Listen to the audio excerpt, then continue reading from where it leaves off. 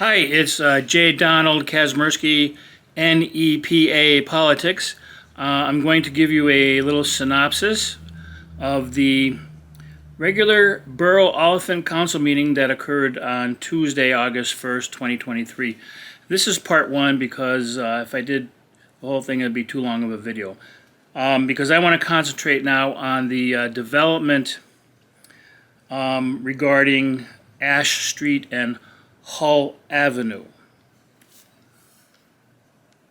Okay, this used to be where the old Kaplan meat processing plant used to be, and a developer bought the place, demolished it, and wants to put in 40 units, and it's going to be called the Studebaker Lofts Development.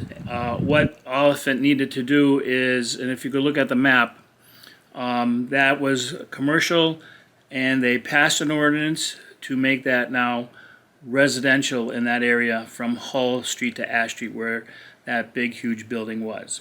Okay, so now it's turned into residential. The next part of it is there's a part of Hull Street that's a paper street, and that turned into, which isn't owned by the Olyphant Borough, and that's going to go to the developer. So he will own Hull Avenue. So the borough made a motion to vacate their part of Hull Avenue. And then the next one is what the borough council did is they granted a LERTA zone exemption for the Studebaker Lofts apartments. And the land will be taxed, which I don't know how much the land is worth, but the building will go to the LERTA zone. All right. So what's going to happen now is there was a lot of neighborhood people that were somewhat against it, but they were for it. They just didn't want the 40 apartments that were there. So let's get into that right now. So in the neighborhood, there's a local businessman who will not be named, but he represented several owners who objected to the Hull Street building as it is. They didn't want the 40 units. They wanted something smaller or something else, or kept it open space. But they wanted to keep the 50-foot access between the dike and the back of the new buildings that are going to be built. So they wanted to keep that open as an access to the dike and the river. Alrighty. Also, they wanted to keep Hull Street open. There's a problem in that neighborhood of one-way streets. So the only way to get out of that little development is through Hull Street. And it's a problem making on a Friday a left-hand turn onto West Lackawanna Avenue with all the traffic coming on. So you could come into that neighborhood on Hull Street, but turning left outside of Hull Street is a big problem, along with the one-ways going in and out. And as you could see, the pictures are doing one-way street only. Okay, the next thing that the neighborhood objected to is the LERTA zone. They objected to the LERTA zone because why should they pay property taxes all the time, school taxes and borough taxes and county taxes in Olyphant? So why should they pay taxes when this developer comes in out of town and is building a project, and he doesn't have to pay taxes to the school board, which they're not going to get until 10 years from now.